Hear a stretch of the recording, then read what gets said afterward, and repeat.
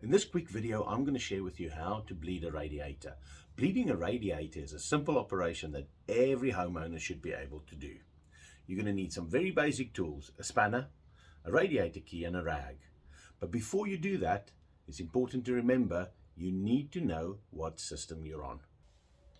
In the UK, we mainly use three types of gas central heating systems.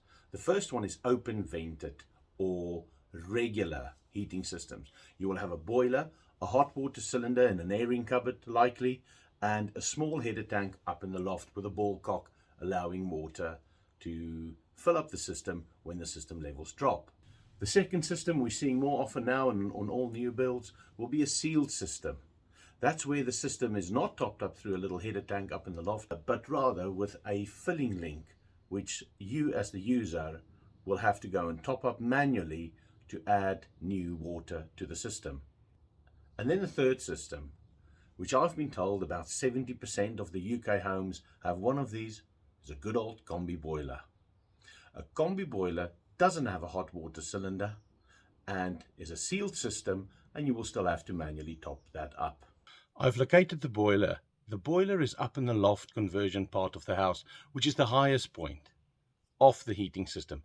So if I just go ahead and start bleeding out water, I run a real risk that I'm going to deplete the boiler of water, which it obviously needs to function properly. And I can get some bangs and clunks as the boiler runs out of water and actually boils the water that's inside.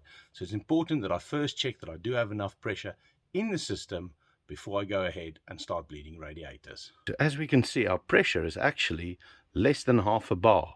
So this system needs topping up. We want to run our combi system, sealed systems, on anything from about 1.2 to 1.5 bar.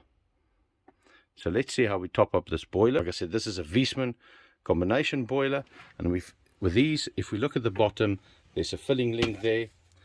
So easiest thing is, a lot of people try and do this at the same time. There's no need to do that. So open the first valve. The valve is in line with a pipe on this model, so that way the water is now coming across here and waiting for me to put it into the system.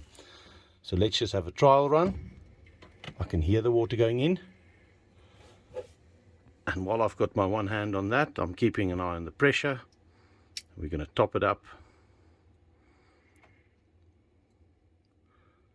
until we get to approximately 1.2. Just try and get it over 1 bar, and I'm turning it off, switch off and switch off, and that's it. It's actually important to, from time to time, to do this, because the rubbers in here do get dry, and then one day when you need to come and do this, you'll spring a leak and you'll have to call a heating engineer. I'm going to turn my boiler off,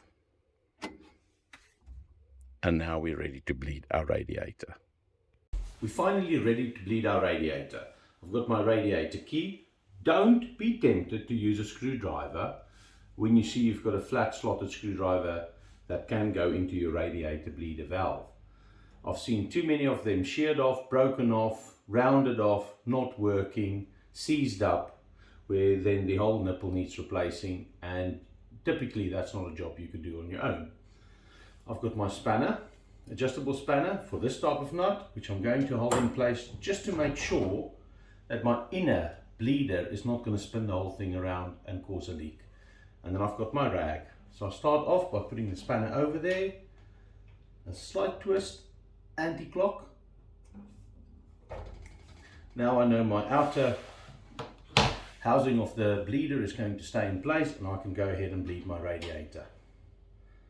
Anti-clockwise until all the air is out and you've got water running freely. Be careful, this water may be very dark or black, in which case you may need a system flush or even a full system power flush. So once I've gone and bled all my radiators, I will now have radiators that will be warm all the way to the top. I won't have a cold band at the top, and all we need to remember is to go back to our boiler, top the system pressure up if you've got one of those, and remember to turn the heating back on. If you've got any more questions or any problems, please feel free to drop me a link and I'll try and explain further. Thanks for watching.